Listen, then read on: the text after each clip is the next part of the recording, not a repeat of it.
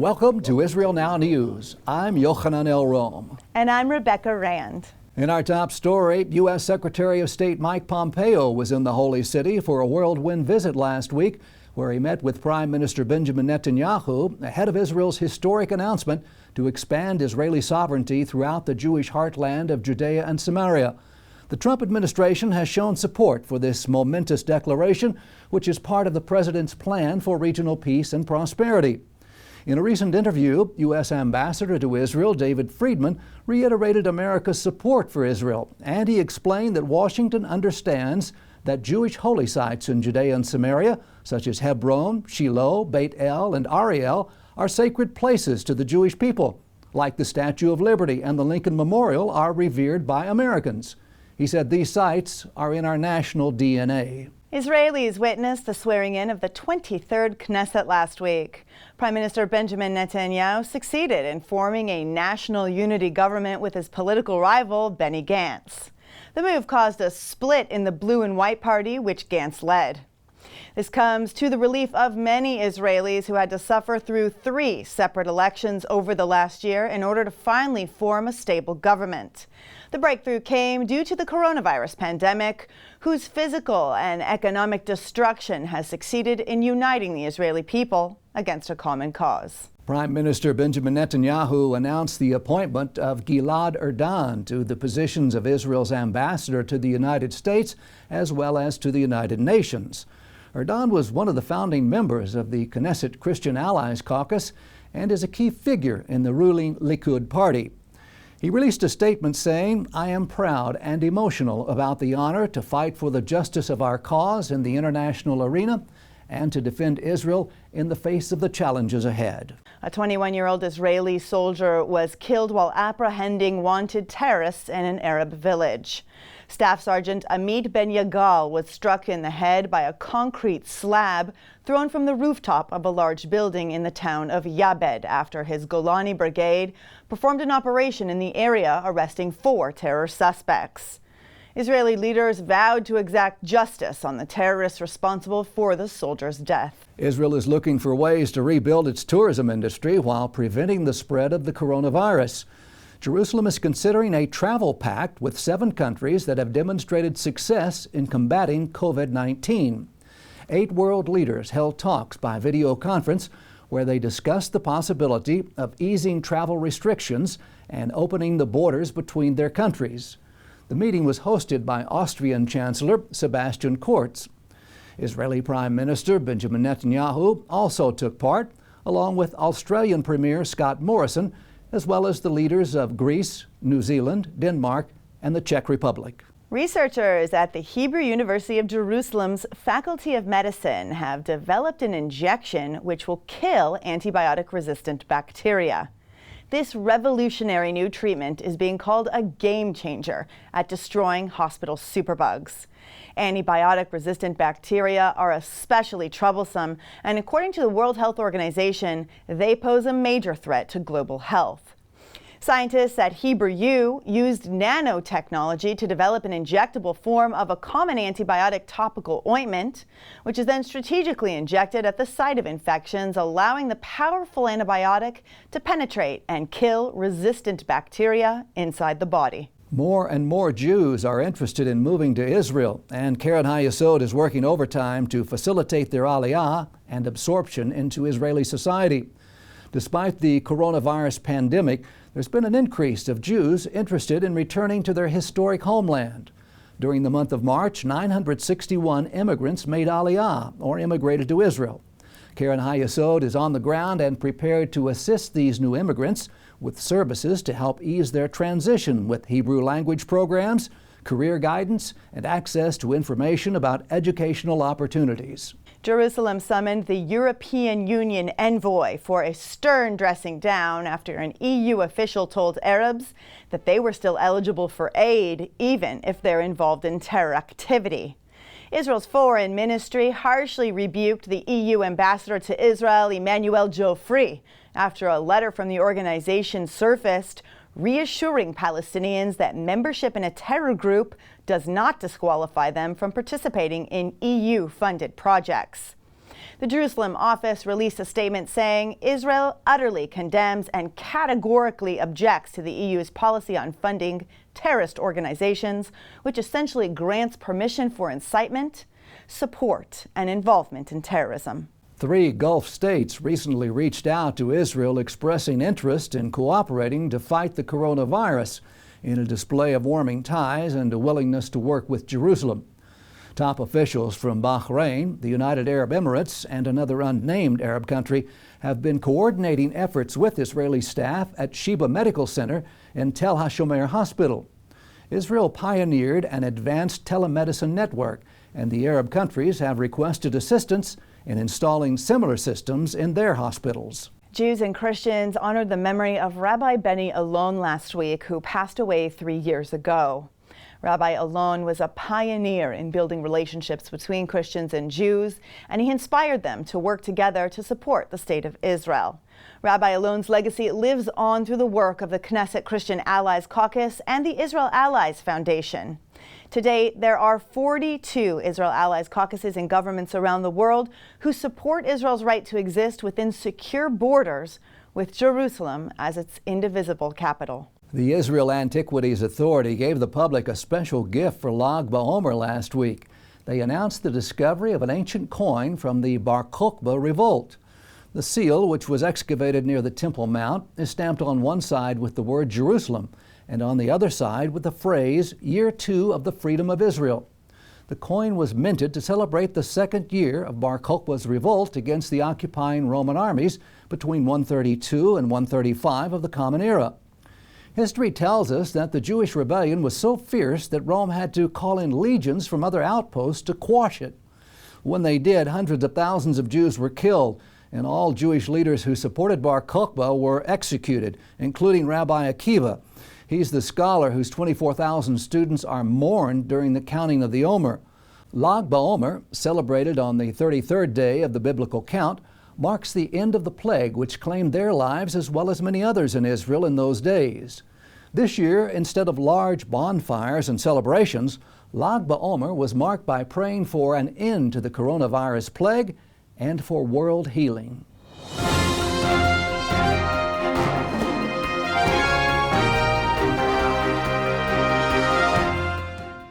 That concludes the news portion of our show. Please stay tuned for Ask the Source with Josh Reinstein.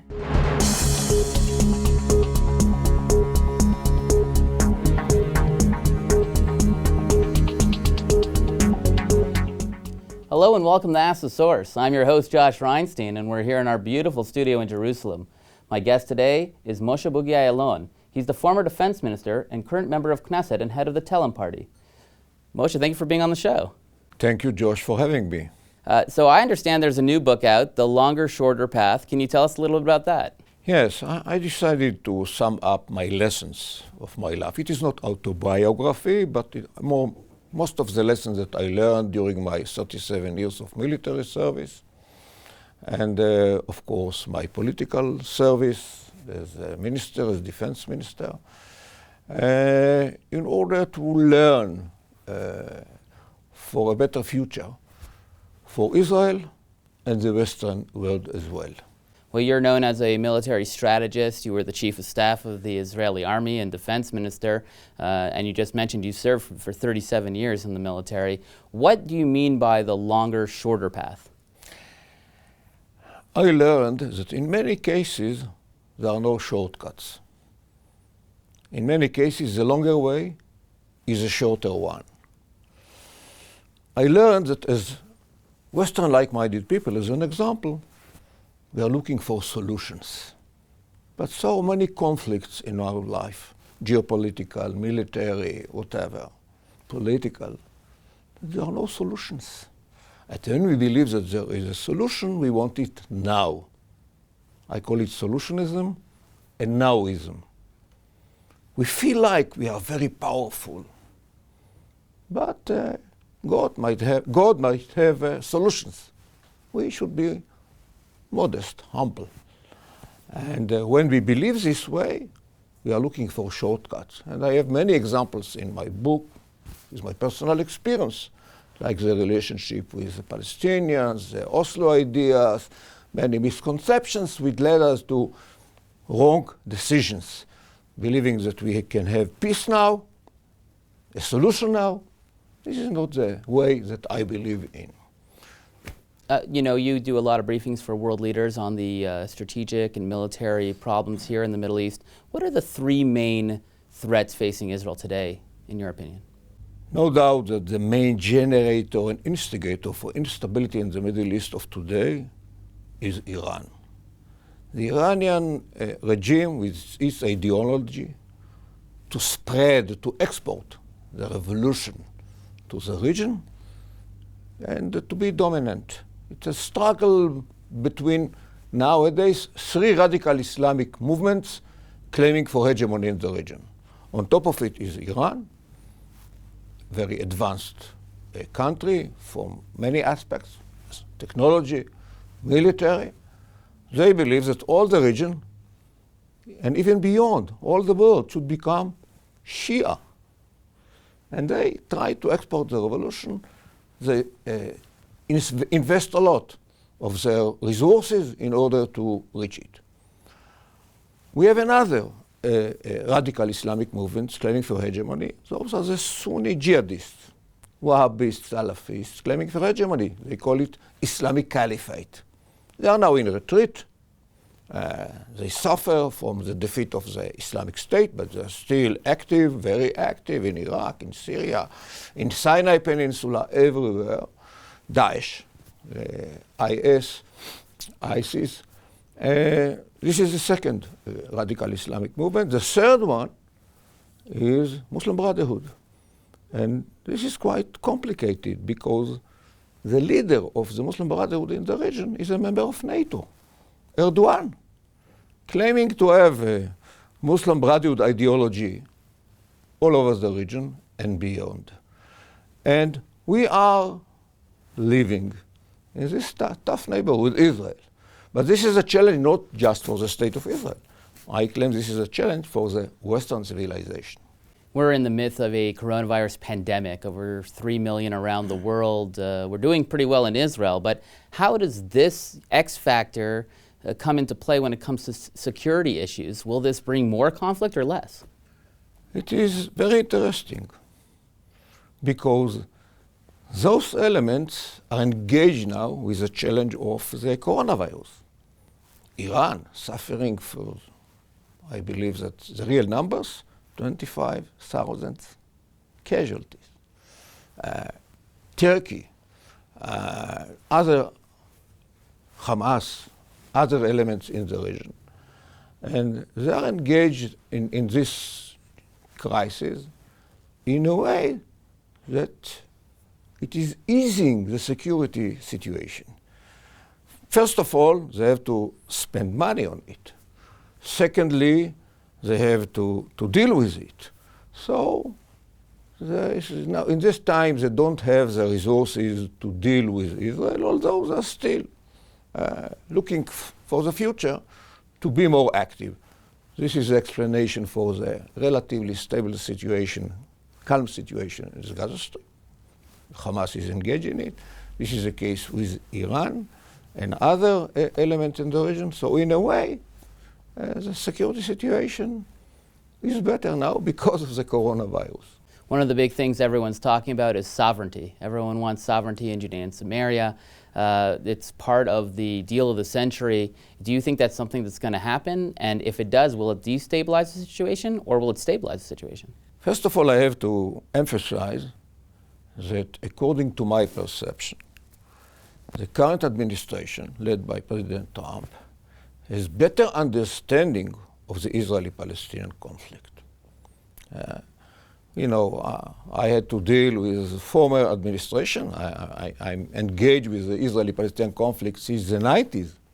I was a commander of Judea and Samaria Division, 92, 93, just before Oslo, and then the head of the intelligence in the time of Rabin, Peres, Netanyahu, and the defense minister had to deal with it, with the Obama administration, with Secretary Kerry's initiative. And I claim that at that time, we had to deal with too many misconceptions regarding this conflict. First of all, the idea that the core for instability in the Middle East is Israeli-Palestinian conflict, forget about it. We have a Sunni-Shia conflict. We have sectarian conflicts everywhere between Christians and Muslims, Sunnis, Shias. It's not about Israel. You know, the crisis in Iraq or in Syria or in Egypt or in Libya. There's nothing, no linkage to the Israeli-Palestinian conflict. That's the first misconception. And today we have better understanding with the current administration. This is not the case. Secondly, because of the development, we have better understanding that there is no Israeli-Arab conflict today. We and the Sunni Arab regimes are on the same side. We have common enemies. Iran is common enemy, Muslim Brotherhood common enemy, for us Hamas, for them other elements, and of course they fight the jihadists, common enemy, and we have some common interests with the Sunni Arab regimes. And I'm a great believer in interest rather than peace accords written by lawyers, put it this way, and peace conferences. And this is better understanding, we have better understanding in Washington about it. Then the understanding that at the end, Jerusalem is a Jewish capital. We have the other religions as well, but it was not a capital of any Arab country. And the recognition of Jerusalem as the capital of Israel, as the Jewish state, is very important. You know, the embassy, the US embassy, which was delivered to Jerusalem, very important. And this is the case regarding the territories. You know, the Israeli-Palestinian conflict didn't start in '67. The rejectionism, as we call it, from the Zionist idea, it's since the 19th century. And my grandfather had to fight, my father had to fight to protect the state of Israel. It was before '67, it was even before the creation of the state of Israel. They are not ready to recognize our right to exist as a nation state of the Jewish people. In Washington, they're understanding it today. So it's a better platform to start with dealing with what should be done in the future.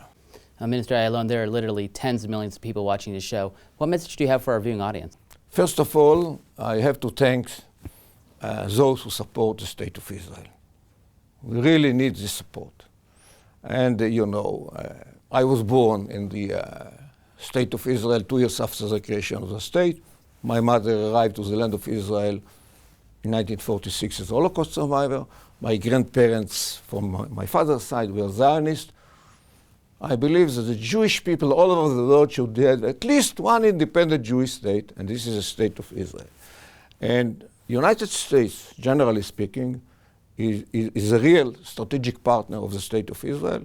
It is a cornerstone in our national security strategy, and the support of Americans, generally speaking, understanding that we are on the same side when it comes to a clash between civilizations. We are on the same side. So we do need the support of the Americans, by all means, moral support, political support, and I'm grateful. We are grateful that we have this kind of support from our great friends from America. Thank you, Minister Ayalon, for being on the show, and thank you for tuning in to Ask the Source. I'm your host, Josh Reinstein. Now back to the studio.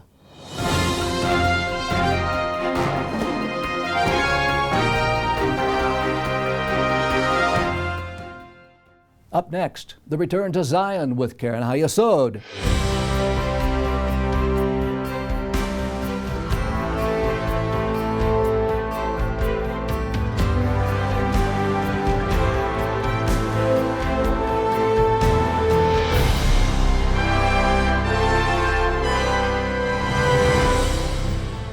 Shalom and welcome to the Return to Zion with Karen Hayesod.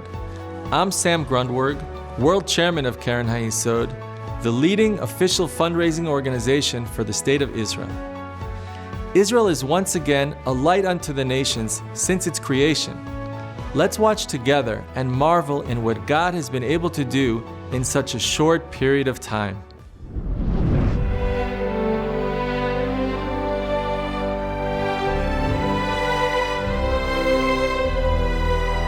In just a few short years from now, for the first time since the destruction of the Second Temple, more Jews will once again be living in Israel than in the rest of the world combined. This incredible milestone is a testament to the truth of God's prophecy, the determination of the Jewish people, and the hard work of Keren HaYesod, which for the past 90 years has dedicated itself to returning the Jewish people home.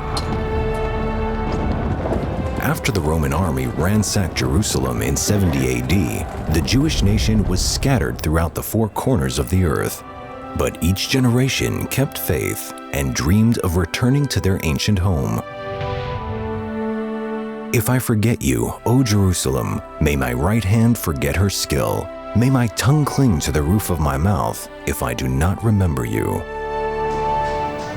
Over the centuries, a tiny remnant of Jews constantly remained. By 1800, just 24,000 lived in their homeland, while untold millions built Jewish lives across the globe. Throughout the following 2 centuries, the ingathering of the Jewish people gradually became reality. In the land of Abraham and of King David's ancient kingdom, the Jewish people finally fulfilled Jeremiah's prophecy. There is hope for your future. Your children will return to their borders. The first wave of Jews arrived in the late 19th century, mainly from Russia and Yemen, pioneering some of modern Israel's most familiar cities. Soon before the First World War, they were joined by Jews fleeing the pogroms of Tsarist Russia.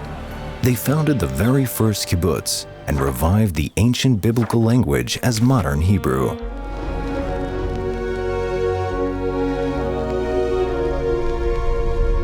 During the 1920s, as Europe was reshaped in the aftermath of war, Jews continued to find refuge in the Holy Land, fleeing from growing anti-Semitism.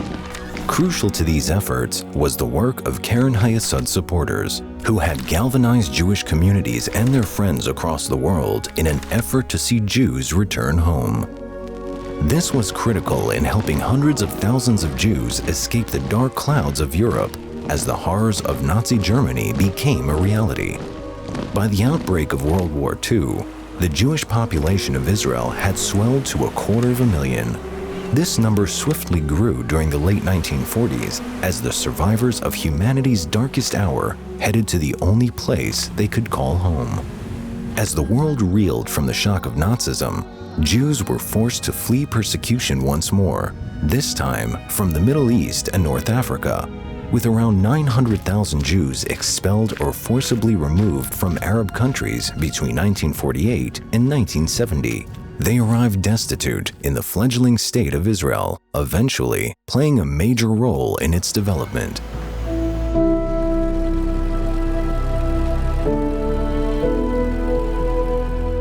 Israel has continued determinedly to rescue Jews from danger. Tens of thousands of Ethiopian Jews were airlifted to safety in the 1980s and early 1990s. In the following years, as the Soviet Union collapsed, almost 1 million Jews made the journey to Israel. With the help of Keren HaYesod supporters, they have made new lives in the land of their forefathers.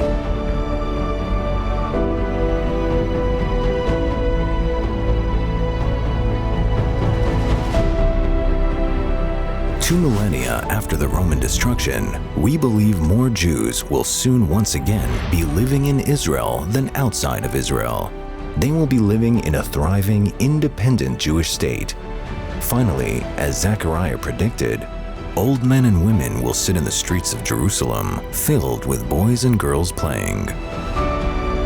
Join us in making this dream a reality.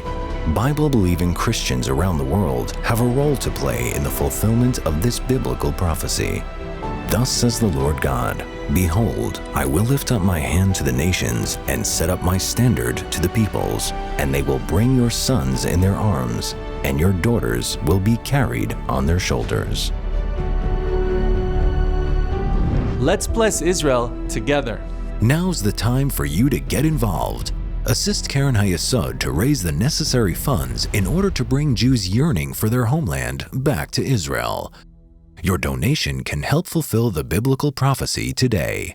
To donate and get information, visit our website at www.khisrael.org. I'm sure many of you have heard the claim that Jewish communities in Judea, Samaria, the West Bank, are an obstacle to peace. I've always been perplexed by this notion, because no one would seriously claim that the nearly 2 million Arabs living inside Israel, that they're an obstacle to peace. That's because they aren't. On the contrary, Israel's diversity shows its openness and readiness for peace. Yet the Palestinian leadership actually demands a Palestinian state with one precondition: no Jews. There's a phrase for that. It's called ethnic cleansing. And this demand is outrageous. It's even more outrageous that the world doesn't find this outrageous. Some otherwise enlightened countries even promote this outrage. Ask yourself this: would you accept ethnic cleansing in your state, a territory without Jews, without Hispanics, without blacks? Since when is bigotry a foundation for peace? At this moment, Jewish school children in Judea, Samaria are playing in sandboxes with their friends. Does their presence make peace impossible? I don't think so. I think what makes peace impossible is intolerance of others. Societies that respect all people are the ones that pursue peace. Societies that demand ethnic cleansing don't pursue peace. I envision a Middle East where young Arabs and young Jews learn together, work together, live together, side by side, in peace. Our region needs more tolerance, not less. So the next time you hear someone say, Jews can't live somewhere, let alone in their ancestral homeland, take a moment to think of the implications. Ethnic cleansing for peace is absurd. It's about time somebody said it. I just did.